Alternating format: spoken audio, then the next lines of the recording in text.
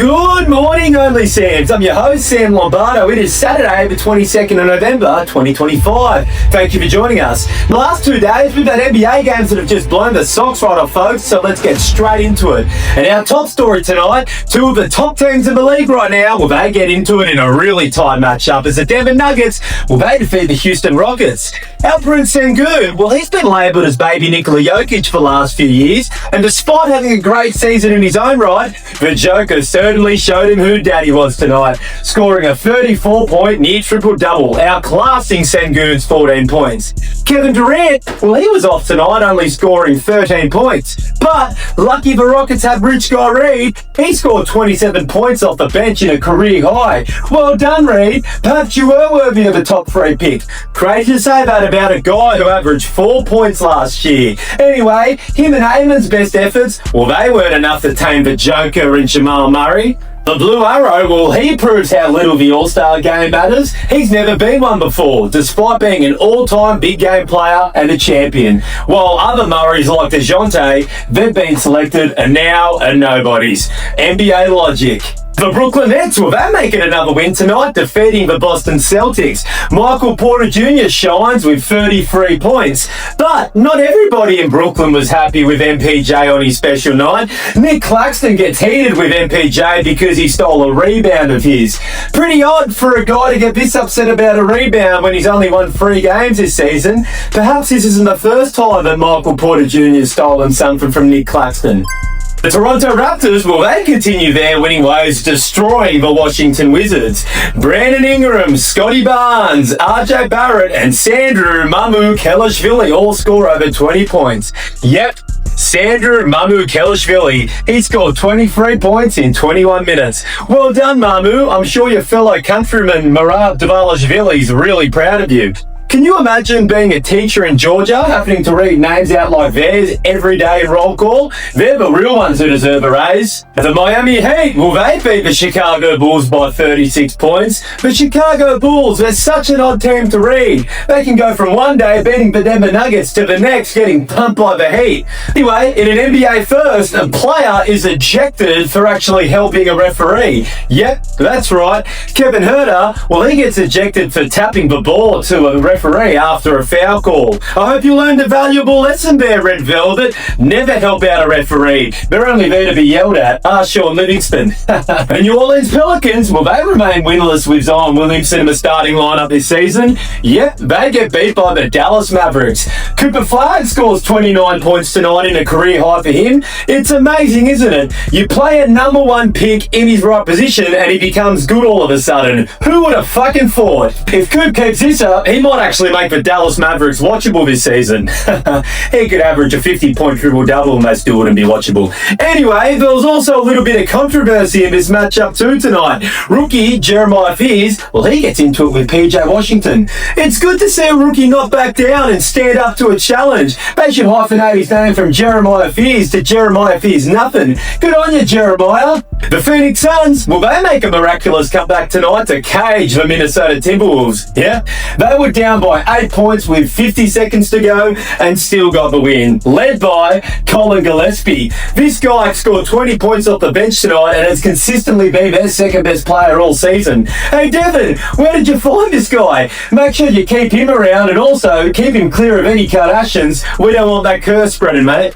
Anthony Edwards, well, he scores 41 points tonight, but it still wasn't enough. I wonder when Ant-Man realises that they traded away his second best player in Karl Anthony Towns and gave away all their future first round picks for Rudy Gobert, a guy who can't get on the court in the last 2 minutes of games. When he works that out, they're going to be in big trouble. Anthony might even force a trade. Look out, Minnesota. If you lose Ant-Man, then you guys might be repurposed as the Las Vegas Timberwolves. Better keep him happy. OKC Thunder, well, they continue their dominant winning ways in a title defending season, defeating the Utah Jazz. Not much to say here. The Thunder fuck up another team and SGA scores over 30 points. You could pretty much just run that headline every night and it would work. Well done, OKC. The Portland Trailblazers, aka the father of the Golden State Warriors, well, they beat the Dubs again tonight. Crazy to think, not only have they beat the Golden State Warriors twice this season, they've also beat the Denver Nuggets and they're the only team to beat the OKC OKC Thunder, but somehow they're still 7-9. They also had their coach arrested for illegal gambling. What a weird season it's been for them. Who's Scoot Henderson again? I'm just curious. The chef Steph Curry, well, he had to score 38 points tonight and they still couldn't win. Yep, 38, the same number, but he's about to turn in age in 3 months. Could you imagine if the Golden State Warriors ended up trading him and keeping Montrezl all those years ago? Not only would they never be champions, but they'd also be one of the worst franchises in the NBA, similar to the Sacramento Kings.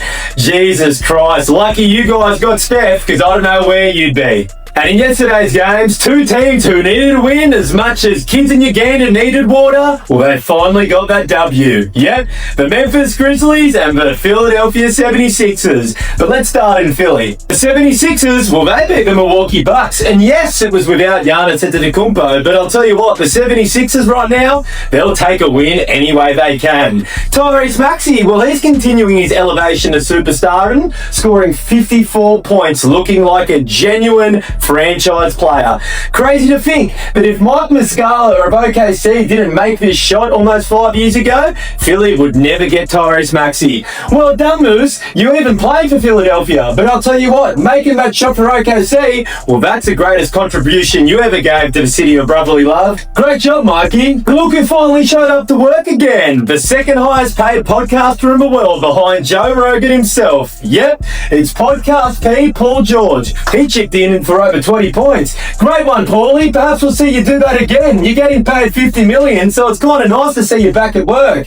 Oh, that's right. You and Jordan playing back-to-back, so we'll probably have to wait another week before we see you again. The Memphis Grizzlies, well, they finally get back to the winner's circle, thumping the Sacramento Kings by 40 points, and without Ja Morant and Jaren Jackson Jr.